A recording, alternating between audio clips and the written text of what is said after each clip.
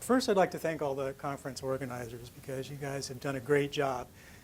This is a memorable experience for me, and having been involved in dissident-related matters since 1996, this has kind of reinvigorated me. For a while, I was kind of feeling post-dissident, I guess you could say, but this has kind of got my energy back up again, and I'm feeling pretty darn good about things. Let me start by telling you my own personal story, my own journey toward dissidence. I'm 49 years old, so I came of age as a gay man pretty much at the same time that AIDS made its entrance. And like so many others, AIDS drastically changed my life. First, it was because so many people I knew died. For a number of years, one of my New Year's Day rituals was to go through my address book and cross out the names of all those guys who had died the previous year and remember them. By the mid-90s, when I stopped counting, I'd drawn lines through the names of nearly 100 people. Some of these were just acquaintances, people I'd met at parties or interacted with during my involvement with various organizations.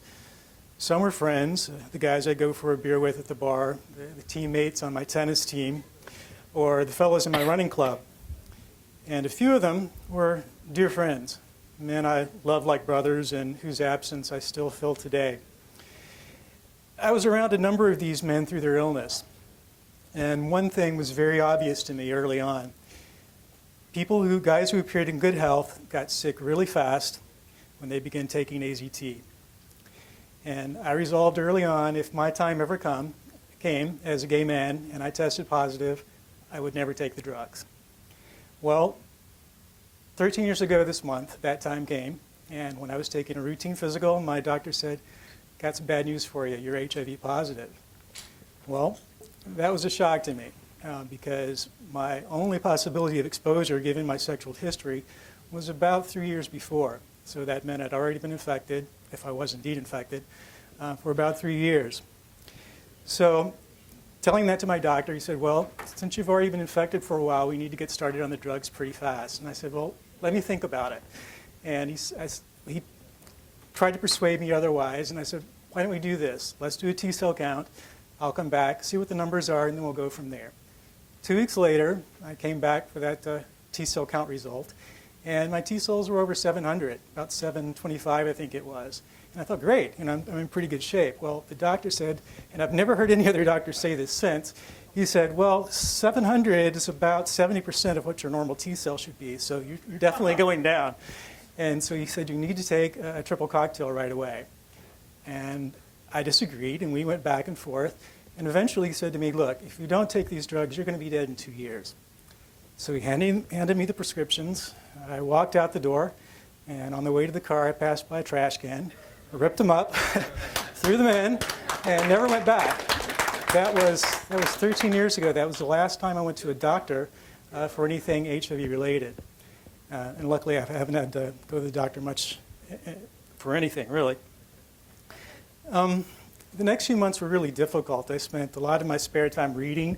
I felt like I didn't have any support in the mainstream, so it was kind of on my own. I had to be my own advocate and take care of my own health. So I spent a lot of time reading. I was on the internet, and really by stroke of luck, I saw Dr. Duesberg's book, which had recently been published. So I picked it up in my local gay and lesbian bookstore and read it cover to cover in one sitting, and a lot of things suddenly became clear to me. And I felt really satisfied and vindicated in my decision not to take the drugs. Then I began to reach out and try to connect with other people in the dissident community.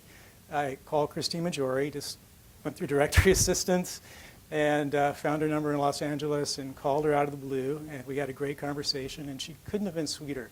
She connected me with about 4 other guys in Atlanta, which is where I was living at the time. And together, we started a HEAL chapter, HEAL Atlanta chapter. And we were very active for about a year. We had monthly meetings. We screened documentaries. We just had get-togethers where we just talked. And our very first speaker was Dave Raznick. We flew him down one time, and he spoke for us. Thank you. And that was really my involvement for a while. In 1999, I decided to move to New York. And at the urging of Christine, a few years later, I started an Alive and Well affiliated support group, essentially. It wasn't much more than that. We really just had about 20 people who would get together once a month and talk and share our concerns. Julie, right here in the chair there, she's a member of that group. But being an AIDS dissident or a rethinker wasn't something I really ever wanted to be. And being here in front of you right now is really not something I ever aspired to do. I don't mean that to say that I'm ungrateful for the honor of standing in front of you. It's just that being gay, being HIV positive, and being a dissident isn't the easiest life in the world. Okay? The gay community is already a small community to begin with. And when you set yourself apart by being an HIV/AIDS dissident, you have a community that's this big, And so you learn very early on to be circumspect about who you tell what. And so it's tough. It's very isolating.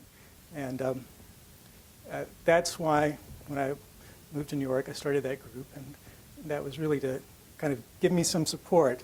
It was not just for the other people, it was for me too. I needed that support.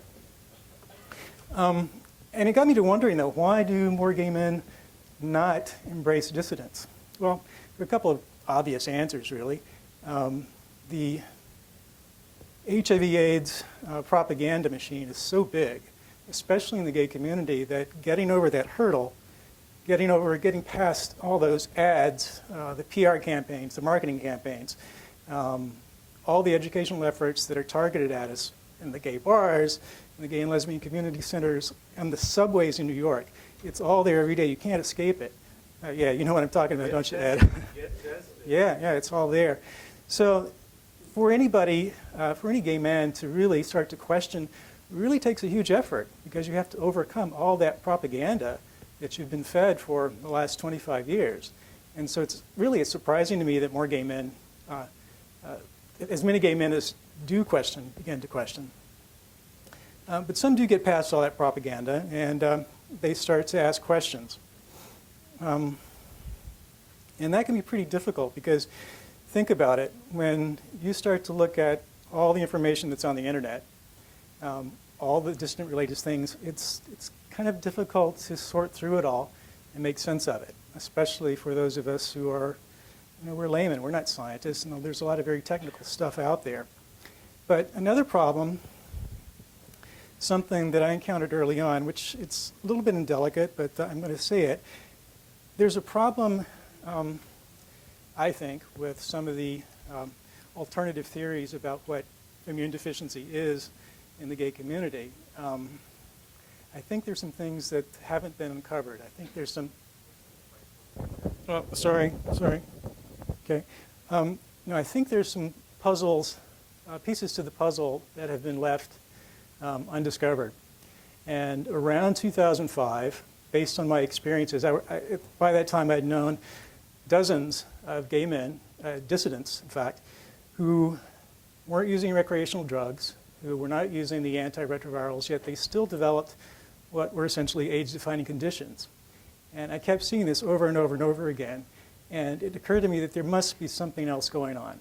I'm not a scientist, but I began reviewing the literature. I began reading as much as I could.